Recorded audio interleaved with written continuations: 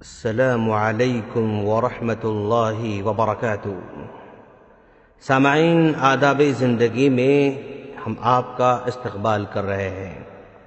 آج کی اس مجلس میں ہم اپنے بچوں کو نرالے بنانے کے آداب اس پر بات کریں گے انشاءاللہ۔ سامعین کرام، میں چاہتا ہوں کہ میرے بچے سب سے نرالے رہیں، سب سے پیارے رہیں، سب سے نیک رہیں، سب سے بااخلاق رہیں، اور سب میں سے الگ، پڑھائی میں الگ، بات چیت میں سب سے الگ، رہن سہن میں سب سے الگ، عزت و اکرام میں سب سے الگ، بڑوں کے احترام کرنے والے، اپنی عمر والوں کے ساتھ مل جل کر رہنے والے۔ ہمارا دین ہم کو سب سے ممتاز، سب سے نرالے بننے کی پوری اجازت دیتا ہے، بلکہ ترغیب بھی دیتا ہے، کیونکہ ہمارا دین ہی سب سے نرالا ہے، سب سے ممتاز ہے، سب سے الگ ہے۔ ہماری امت سب سے نرالی ہے، جیسا کہ اللہ تبارک و تعالیٰ کا فرمان ہے، کنتم خیر امت اخرجت للناس تأمرون بالمعروف وتنہون عن المنکر۔ تم لوگ سب سے بہترین امت ہو، اس لیے کہ بھلائی کا حکم دیتے ہو اور برائی سے روکتے رہتے ہو۔ ہماری شریعت سب سے الگ ہے۔ دنیا بھر کی شریعتیں مٹ جاتی ہیں، لیکن شریعت اسلامی قیامت تک مٹنے والی نہیں ہے۔ ہماری عبادتیں سب سے الگ ہیں۔ مشرکین کے دینی کاموں سے بالکل ہمارے کام الگ ہیں۔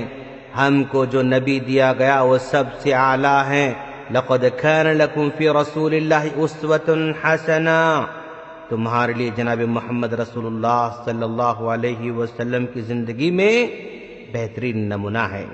امت مسلمہ میں اللہ تبارک و تعالیٰ نے ایسے لوگوں کو پیدا کیا جو قربانیاں دینے والے، نبی کو ماننے والے، نبی کی پیروی کرنے والے۔ تو کسی اور نبی کو اتنے فرما بردار نہیں مل سکتے تھے، ویسے ہمارے نبی کو اللہ نے عطا کیا۔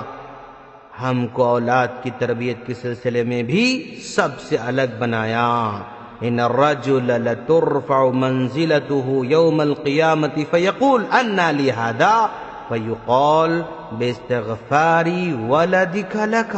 قیامت کے دن بندے کے درجات بلند ہوں گے تو بندہ تعجب سے پوچھے گا کہ پروردگارا، یہ درجات مجھے کہاں سے ملے؟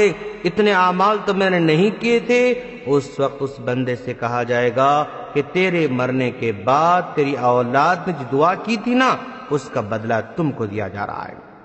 اور احمد کی حدیث کے مطابق جب بندہ مر جاتا ہے تو اس کے اعمال کے دروازے بند ہو جاتے ہیں، مگر 3 طریقے سے اجر ملتا رہتا ہے، ان میں سے ایک نیک اولاد کی دعا بھی ہے۔ دوستو، ہمارا دین ہم کو اپنی اولاد کی پرورش کی تعلیم دیتا ہے، بلکہ ذمہ داری ہم پر ڈال دیتا ہے، کہتے ہوئے کلکم راعٍ وکلکم مسئول عن رعیتہ۔ تم میں ہر آدمی ذمہ دار ہے اور اپنی ذمہ داری کے بارے میں پوچھا جائے گا۔ ہمارا دین ہم کو سب سے ممتاز بننے کی صلاح دیتا ہے۔ وَجَعَلْنِي لِلْمُتَّقِينَ إِمَامًا۔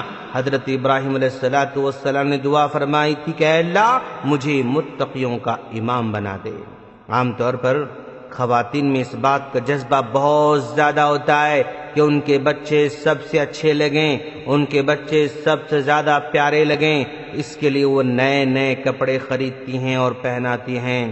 لیکن اس بات کو کبھی نہ بھولے دوستو، بچے کتنے ہی خوبصورت اور مہنگے کپڑے پہنے، لیکن اگر حقیقی علم اور حقیقی ادب نہیں سکھاؤ گے نا، بھری محفل میں کبھی بھی آپ کو شرمندہ کر سکتے ہیں، یا ان کی کوئی بھی حرکت یا کوئی بھی بات ایسی ہو جاتی ہے جس کی وجہ سے آپ کو شرمندہ ہونا پڑتا ہے۔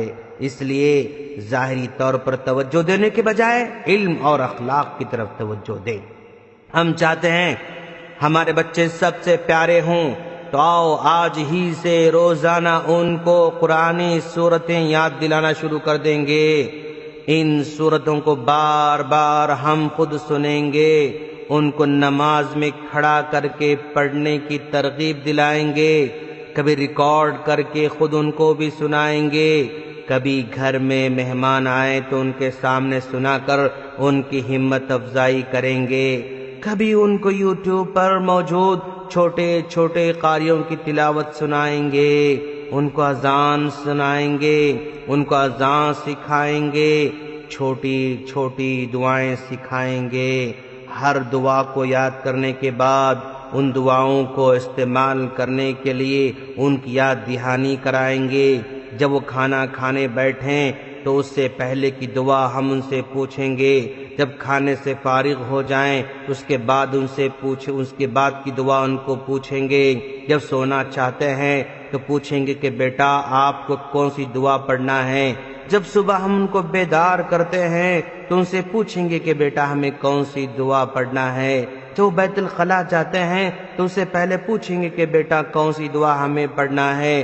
جب وہ بیت الخلاء سے نکلتے ہیں تو پوچھیں گے کہ ان سے بیٹا کون سی دعا پڑھنا ہے۔ صرف پوچھنا ہی نہیں بلکہ پہلے ان کو یاد دلانا ہے۔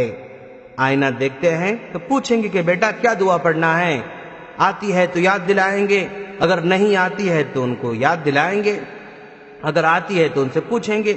اور دودھ پیتے ہوئے پوچھیں گے بیٹا ہمیں کیا پڑھ کر دودھ پینا چاہیے، کسی سے ملاقات کریں اور تو کیسے سلام کریں، کوئی چیز دیں تو جزاک اللہ کیسے کہیں، کسی کا شکریہ ادا کیسے کریں، اپنے کپڑے کیسے رکھیں، کہاں رکھیں، اپنے جوتے کہاں رکھیں، کیسے رکھیں، میلے کپڑے نکالتے ہیں تو پھر ہمیں کہاں رکھنا ہوگا، کھانے کے آداب سکھائیں، سونے کے آداب سکھائیں، بیت الخلاء کے آداب سکھائیں، کپڑے پہننے کے آداب سکھائیں، گھر اپنا کمرہ اپنی جگہ صاف رکھنے کی ٹریننگ دیں، اپنا کمرہ خود صاف کرنے کی سامنے کھڑے ہو کر ٹریننگ دیں، ان کو سامنے کھڑے ہو کر صفائی کا طریقہ سکھائیں، اپنے بیٹے کو اپنی بیٹی کو ہاتھ میں جھاڑو دیں اور ان سے کہیں کہ بیٹا چلو جھاڑو دے کر مجھے بتاؤ، گھر صاف کر کے بتاؤ، یہ کپڑا جو ہے لے کر اپنے ٹیبل کو صاف کر کے بتاؤ، یہ کپڑے سے اپنے الماری کو صاف کر کے بتاؤ، اپنے سامان کو سلیقے سے کیسے رکھنا رکھ کر بتاؤ۔ جو سلیقے سے رکھتے ہیں ان کی تعریف کریں، ہو سکے تو ان کو انعام بھی دیں، اسکول کا بیگ، اسکول کا یونیفارم، جوتے، ساکس، پانی کا بوتل رات ہی میں تیار کرنا سکھائیں۔ دوستو کل صبح میں اسکول کے ٹفن میں کیا ہونا چاہیے رات ہی میں فیصلہ کر لیں، ہوم ورک کرنے میں ان کی مدد کریں لیکن خود کر کے نہ دیں۔ آپ کے گھر کے پاس مسجد میں مسائی مدرسے کا انتظام ہو تو اس میں ضرور شریک کرائیں، اسکول میں یا مسجد میں کچھ مسابقہ یعنی کمپٹیشن ہو تو اس میں ضرور شریک کرائیں۔